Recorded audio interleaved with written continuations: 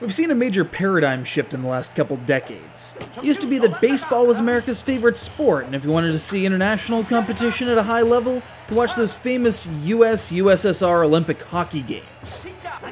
Nowadays, not so much. With the fall of the Berlin Wall, the collapse of the Soviet Union, and a steroid scandal or two, the situation is largely obsolete.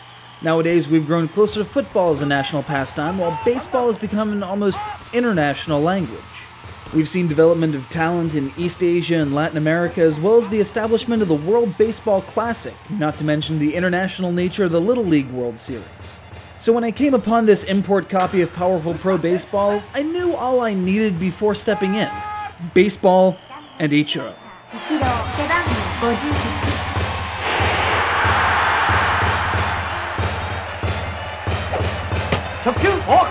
Konami's Power Pro series started on the Super Famicom in 1994, bringing super deformed, somewhat detached caricatures of NPB stars to home consoles.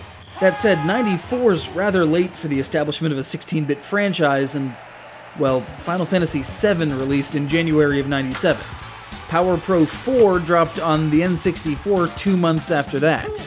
And then this, Power Pro 3 Spring 97 version, came a week later. Some games would look rather suspect straddling generations like this, seeming a desperate attempt to cash in on a larger install base. Don't tell that to Power Pro, though. This game is all about very solid, very customizable baseball action. Want to conduct some shady deals and craft an absolutely absurd team? You go right ahead and do that. Standard players not working out for you? Make your own!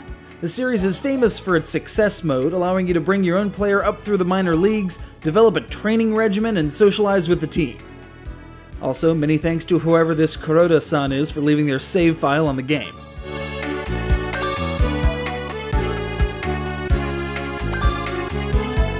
One particularly intriguing game mode is the concept of scenario games, where you're dropped into a contest with the task of changing the outcome.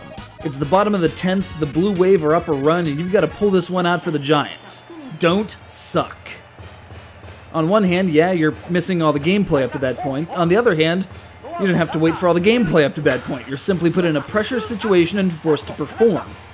It's the most exciting bits of the game, served up front and center.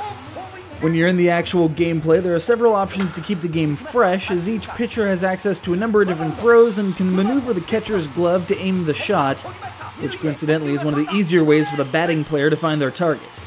It's more crucial when the batter has activated his power swing, shrinking the hitbox to next to nothing in exchange for extra oomph behind the hit. Or you miss and end up falling over with a goofy look on your enormous face. That's always a possibility.